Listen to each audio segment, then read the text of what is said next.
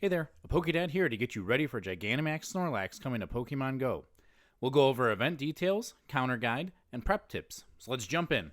First, let's go over the event details. Gigantamax Snorlax will debut in Pokemon GO on Saturday, April 19th in a max battle day from 2 to 5 p.m. local time.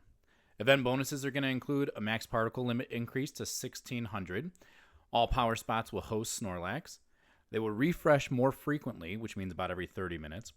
8 times max particles from power spots, 2 additional special trades, which we haven't seen before, so it's kind of a nice little bonus that they're throwing in at us, and 2 times max particles from exploring and a quarter adventuring distance for walking particles. There's also going to be a free timed research starting Wednesday, April 16th at 6 p.m. through Saturday the 19th at 5 p.m. This will give you at least an encounter with Dynamax Machop, some candy, and some max particles. There's also going to be a $5 paid ticket that we'll cover at the end. So right now that we have that, let's talk current counters for Snorlax. And I say current because there is still a month left, and they could throw 1 or 2 curveballs at us that'll change up this roster. So make sure to subscribe and to get more content as the battle day gets closer. Currently, we are looking at Dynamax Machamp being the best top counter for attacking, and followed by the GOAT himself, Gigantamax Snorlax. This is funny only because it's a Pokemon you don't have and you can't get until that day, and a Pokemon you really shouldn't have invested in yet because its Gigantamax form has been teased at us for a little while now, and we know it's coming, and that Gigantamax form is going to be way better. So they really did us dirty on this one, but let's make the most of it, okay? So the next we're going to see the next top counters are going to be Dynamax Metagross, Dynamax Zapdos, Gigantamax Venusaur, Gigantamax Charizard, Dynamax Moltres, and Gigantamax Lapras.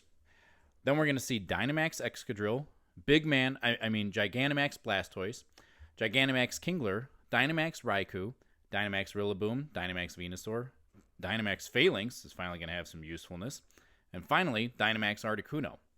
So again, I'm going to update this list as it gets closer and give you the best attacks and things that you want to use on each of these Pokemon. But for now, what your focus should be to utilize this time that you have to prep your team, prep yourself, and get ready. We know that Snorlax will be tricky to take down, especially if you don't have a large community.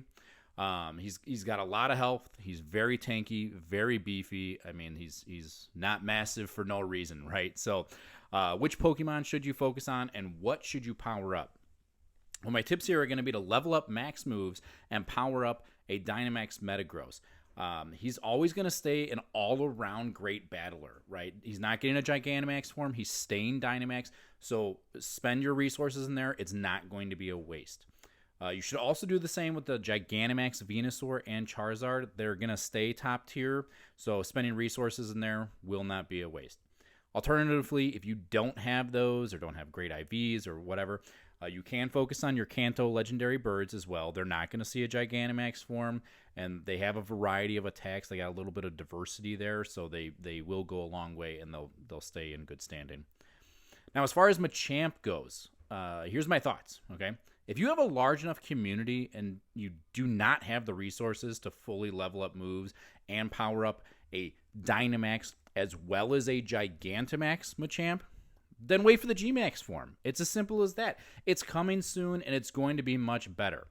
But if your community is small, then you may need to power one up in order to take down Snorlax. My personal, what I'm going to do, I'm telling my kids, telling my family, hey, don't worry about you. I have a little bit more candy and resources because I've been farming Machops like crazy for a couple years. So I will go ahead and power a Dynamax one up for me, so I stay a strong attacker, and they can take more of the defensive or healer roles during the battle. But I don't want them to waste their resources. If they don't have it, it's going to be better spent in the Gigantamax form. And then, if you are averaging about 25 to 30 trainers in your community, I would hold off. Spend your resources on Pokemon you know will last, like I discussed. And you could still throw in a curveball. Niantic could still throw, or Scopely, whatever it is now, could throw as a curveball in the Might and Mastery Special Research. And we could see a Gigantamax or Dynamax Urshifu. So that's a really strong fighting type, which could compete with Machamp. So if they wind up doing that, definitely divert your resources there. But only time's going to tell. I mean, we don't know what they're going to do. We also thought they would release Gigantamax Machamp first, but we got Snorlax instead. So Those are just my tips, my thoughts on what you should do. Spend your resources on those solid choice Pokemon. Champ, make your own choice depending on your community, okay? And then that's going to segue me into this paid ticket's going to cost you $5.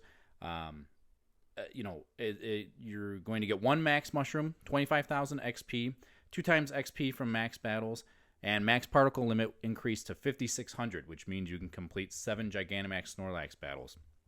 I've told you guys in the past, I really won't go over paid tickets unless they are worth your money. And in this instance, I do think this could be worth your money. You get a lot of stuff from this ticket. Those max mushrooms will really help with Snorlax, especially if you're not bringing in a ton of Machamps. But my biggest red flag here is make sure your community is willing to do that many battles. If it's just you and 3 other people that bought the ticket and everybody else just wanted to do their free ones for the day, well, you're spending $5 on something that isn't even going to be your fault at the end of the day.